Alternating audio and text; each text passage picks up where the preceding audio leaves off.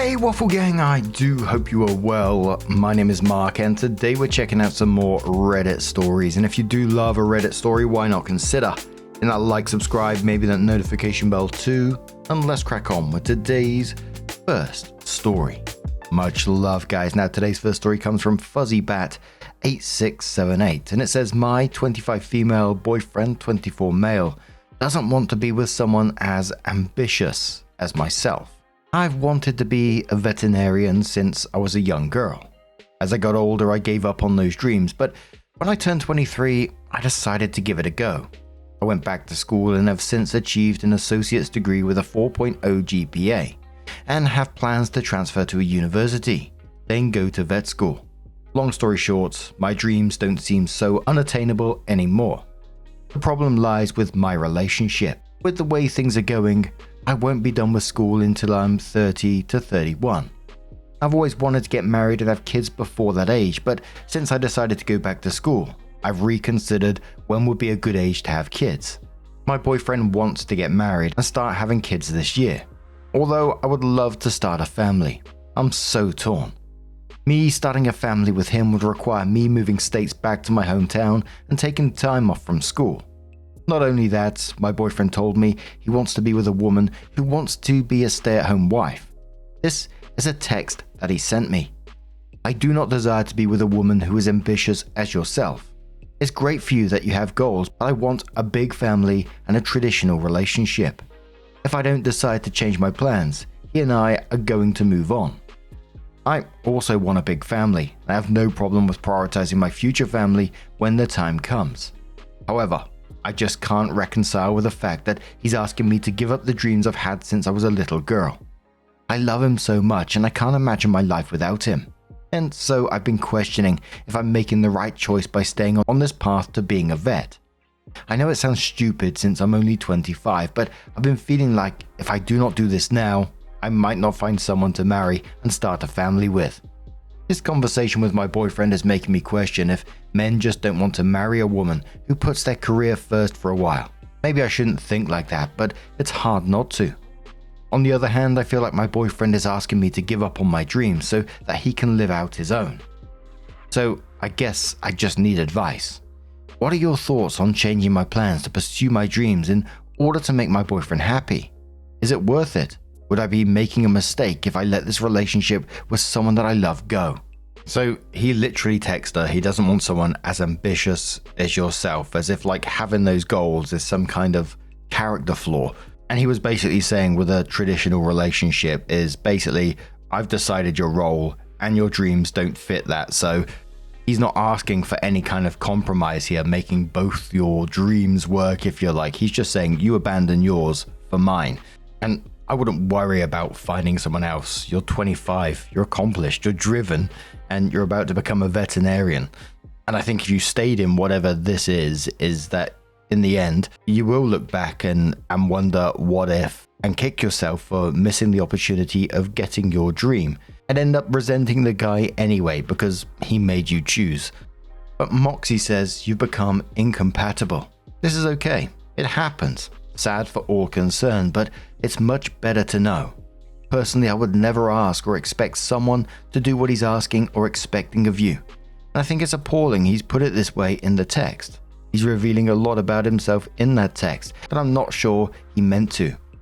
Time to say goodbye and pursue your dreams.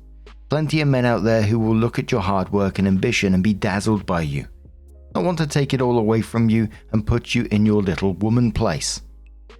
Opie says yeah. He said a few other things that were pretty hurtful, like insinuating that my life focus should solely be on becoming a mother. Those kind of comments really made me second guess myself. I guess I just wanted to give him the benefit of the doubt that he didn't mean it the way it sounded. Sounds kind of ridiculous now that I'm typing it. Lol. He's always known for a very long time that I plan to become a vet, but just recently sprang this on me. I appreciate your comment. I think I know that I have to do the hard thing. It's just hard to accept at this moment. Sad Turnip says, do not stay with this childish man. Vet would be clutch to run a homestead farm with big old family vibes. He's just being reductive and mean. He doesn't like you. Move on in glory and live your best life. Opie says yes. Stop, I would love that. I think you're right. Maybe he loves me, but he certainly doesn't like me. Delta says he loves his image of you, but not the real you. Blue Cheese Beauty says, don't give up your dream, your career, and your future for a boyfriend that supports neither of them. There'd be plenty of men that won't ask their wives to move to their hometown and become a stay-at-home mum. Plenty of women have children and careers.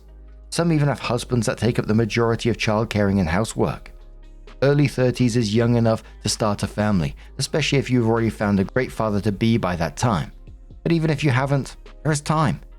I'm not just saying that because choosing a boyfriend over a career is generally a bad idea, but also because you deserve so much better than someone who looks at your dreams, your ambition, your hard work and says, nah, stay home and make some babies and a sandwich.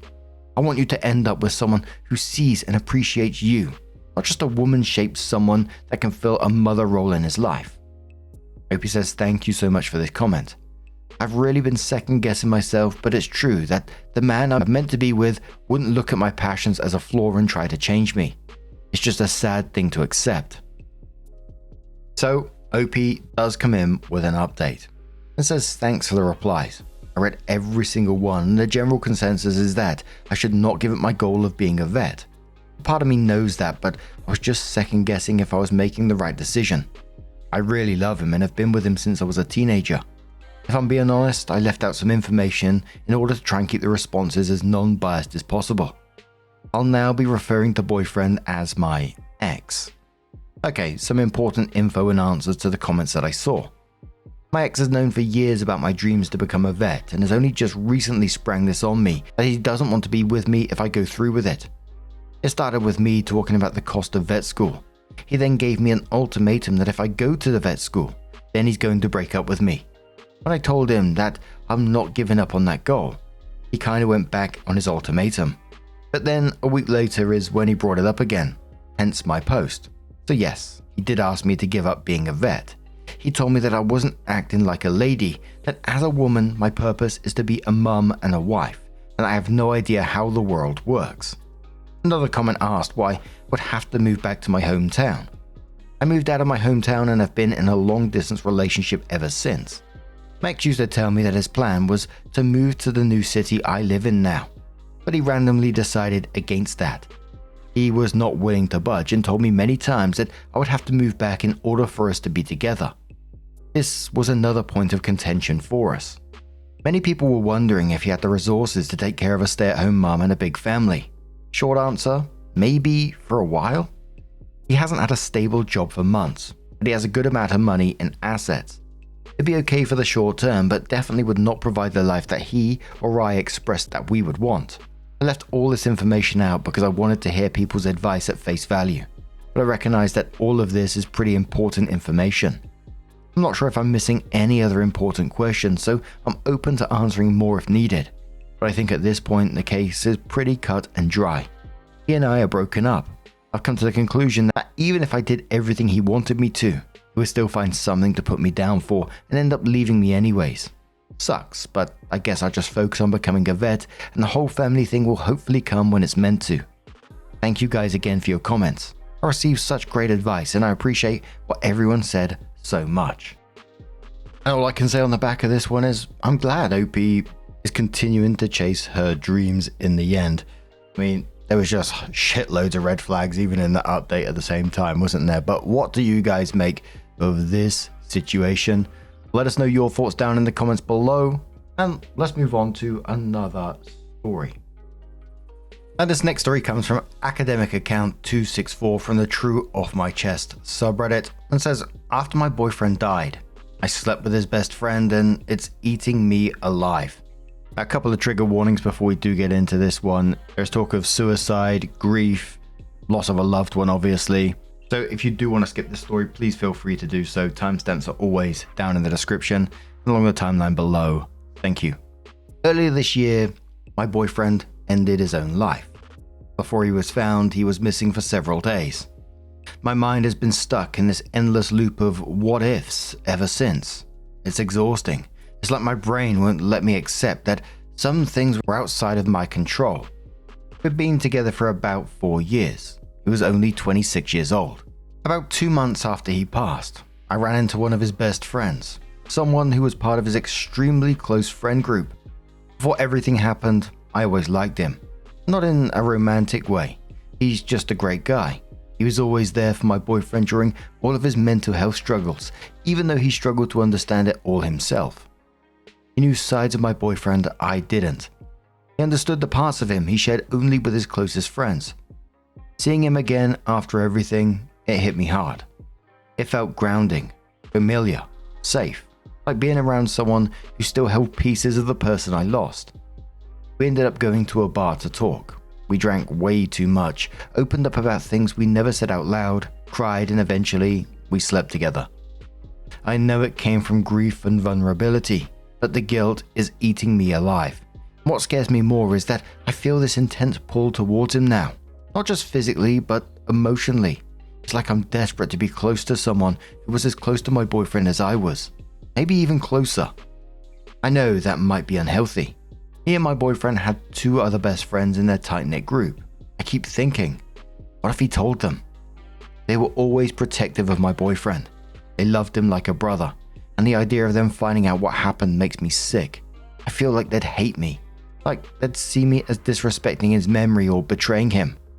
I didn't even know if they'd understand how complicated and grief-driven that night was. What if they think something was going on before he died, even though nothing ever happened before? The thought terrifies me.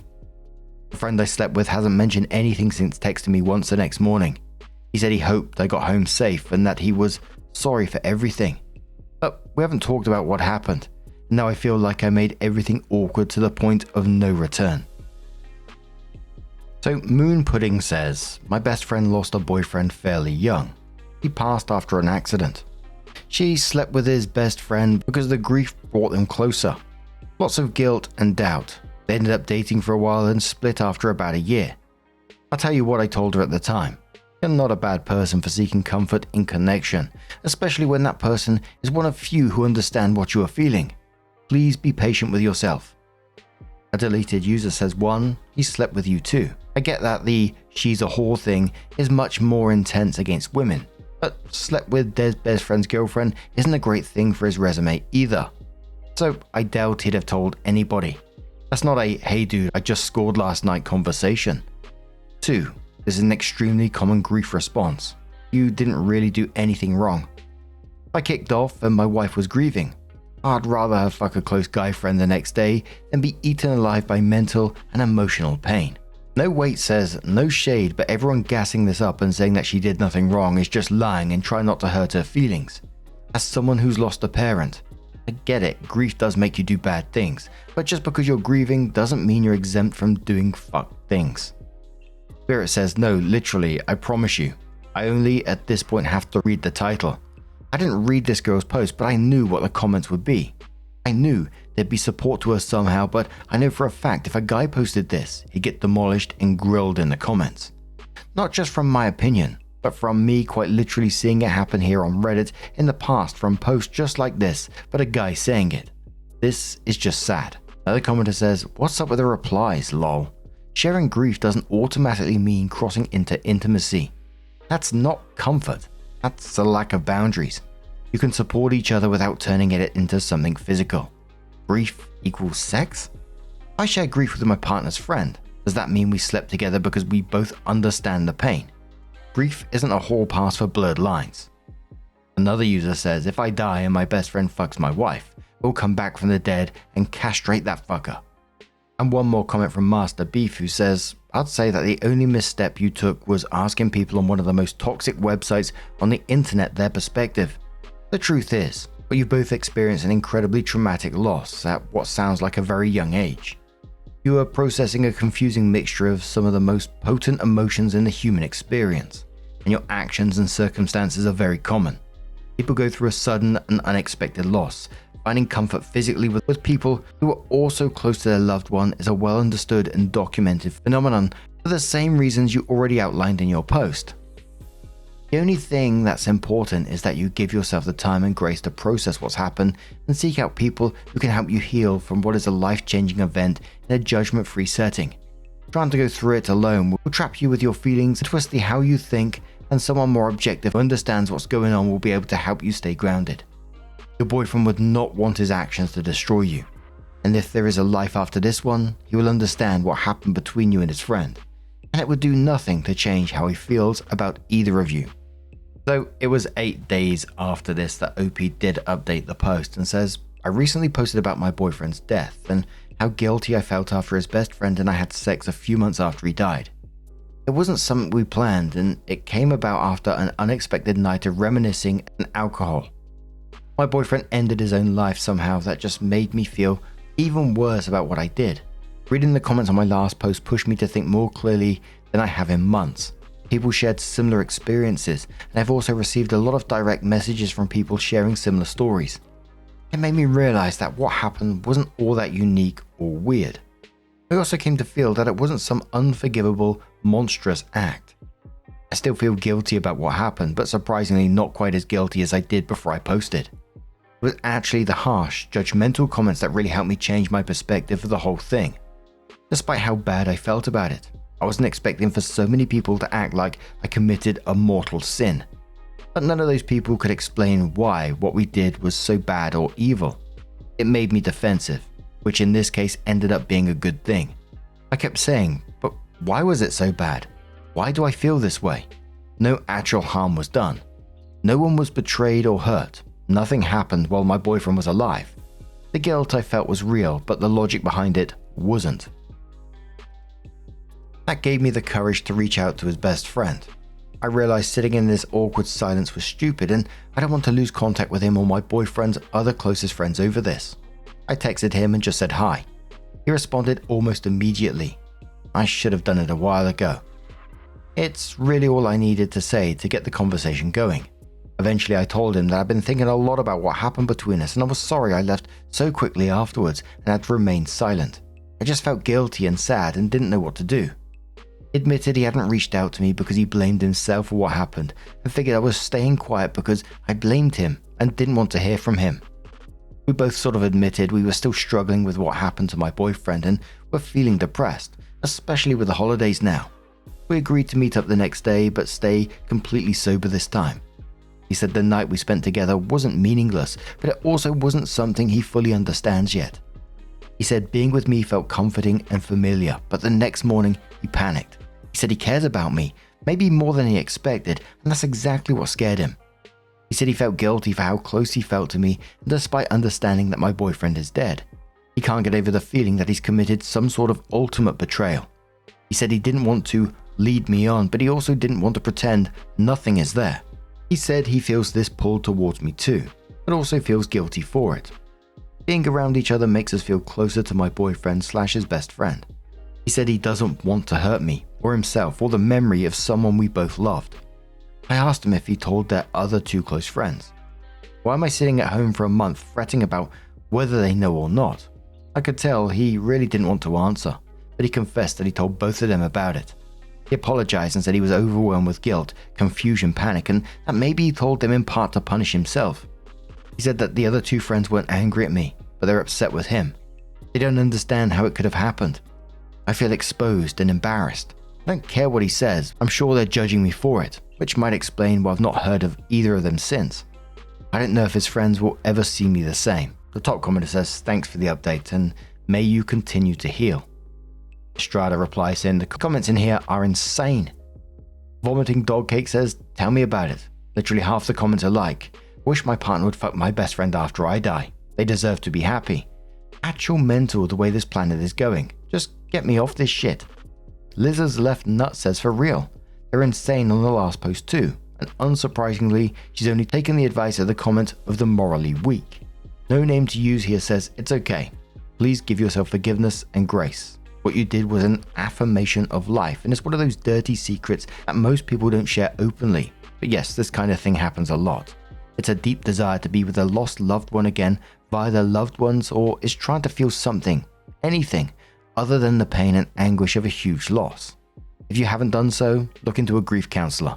They can help. BG says, you did nothing wrong per se. But if I were one of his best friends, I could see where I would be mad as hell at you and the friend. No real reason other than a protective and moral judgment. Meaning, what the fuck? We just buried him and she's already fucking his buddy. Fuck her and fuck that buddy, they're dead to us now.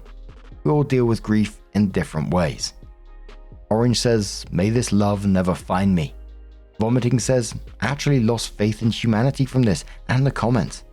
People completely fine with cheering on someone fucking their dead partner's best friend only a couple of months after they kill themselves and making excuses and blaming the guy for killing himself, making out that he did something bad to her by doing it. So fuck him, I guess. Actually sick from this. I sincerely hope all of you who support this never find someone who loves you truly because you don't deserve it. And Soap says, if it's any consolation, my girlfriend slept with my best friend while I was still alive. Gotta be honest, I found the comments on this one pretty brutal and harsh and just kind of strange in my opinion. And of course, that's my opinion and I'm sure people are going to find my take on things weird too. But I think for me, the truth behind this is that two people who love someone deeply, they found comfort in each other during a painful time, grieving. As I said, they're drunk, grieving and seeking something that felt familiar. I don't see it as a betrayal. It was just people being absolutely messy and broken, trying to survive what they're actually just going through in that moment. Was it a good idea to sleep together? Of course not. They were drunk, emotionally wrecked, and just, again, messy as hell. And it complicates all sorts of things. And as I said, I found some of the comments kind of brutal. You know, people screaming about betrayal, but not actually able to articulate what was betrayed. I mean, again, this is going to sound harsh, but a dead person, a memory, they're treating it like infidelity when there's literally no relationship to cheat on anymore. And one more time, was it wise? Absolutely not. Is it understandable? Yes, I get it. And I really do hope that Opie looks into some kind of grief counseling, therapy, something that may help her in the future. But what do you guys make of this situation? Let us know your thoughts down in the comments below. And let's move on to one more story. Now, our next story comes from the Am I the Arsehole subreddit from Reasonable Clerk 7577, and I just saw the title and I was interested in this one. It doesn't have an update as yet, but it says, Am I the Arsehole for not returning a carpet cleaner that was gifted to me years ago? 2 or 3 years ago, must have been 2023 sometime, my then best friend, we call her Courtney, 35 female, gave me, 35 female, her carpet cleaner. I did not ask for it. She said her grandma was keeping it at her house because she didn't need it anymore, and that she, Courtney, didn't have any carpet in her house, so she didn't need it either. She did mention her grandma may one day ask for it back. I accepted. Fast forward to Christmas 2024. I mentioned using the carpet cleaner at my in-laws because their carpet smelled like dog pee. Courtney threw a fit because I ruined the cleaner using it on dog pee. She has cats and so does her grandma, and cats are sensitive to smells. I said, well, if that's ruining it, I did that long ago because I used it on my carpet after we got our puppy a year before. She knew when she gave it to me I had a dog, knew I had since gotten a puppy, so I'm not sure what she was expecting. Was I not supposed to use it? At any rate, she said it was officially mine now because I ruined it. We moved on. Fast forward to June 2025, we had a falling out. I tried many times to fix it. She blocked me every way I reached out, so I gave up. I've accepted our 20+ year friendship is over. Now here we are, January of 2026. Courtney's grandma passed away last summer. She left Courtney some money. I was reached out to last night by a mutual friend that Courtney bought a house and needs her carpet cleaner back. I'm dumbfounded. She gave it to me 3 years ago. She told me over a year ago I ruined it and she didn't want it back. She burned down our friendship 7 months ago and cut me out of her life. Now she's reaching out, through someone else, not even directly, to get it back and calling it hers. Is she insane? I told the mutual friend no. She gave it away, it's not hers anymore.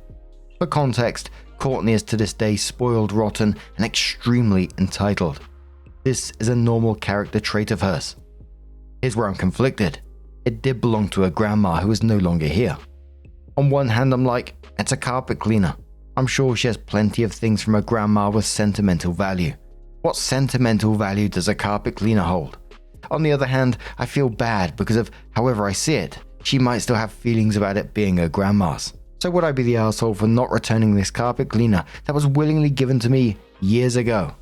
The simple answer to this one is no. She gave it to you. It is quite as simple as that, right? There was one comment below that absolutely tickled me, and I don't know why.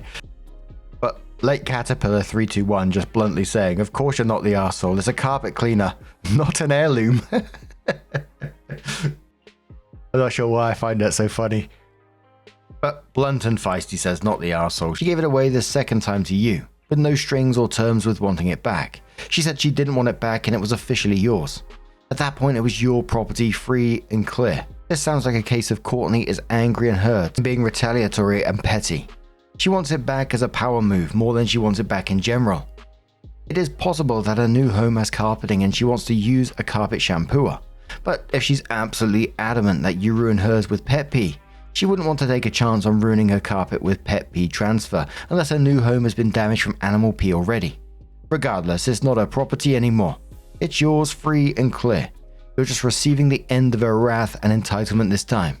Tell the mutual friend that you're not going to give it back as she gifted it to you years ago and it's not her property on loan.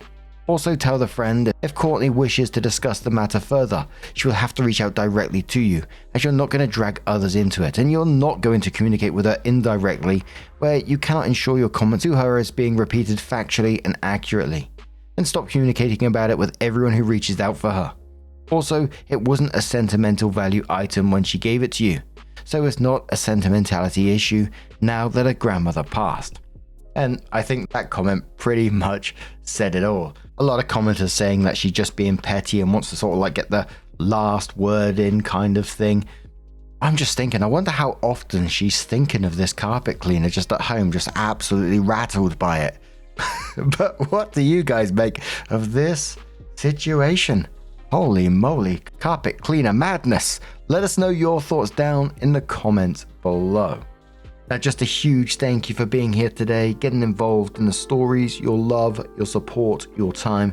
It always means the absolute world to me. So thank you so much for being here. Truly, it's absolutely amazing. And hopefully I'll see you in the next one. Take care and much love.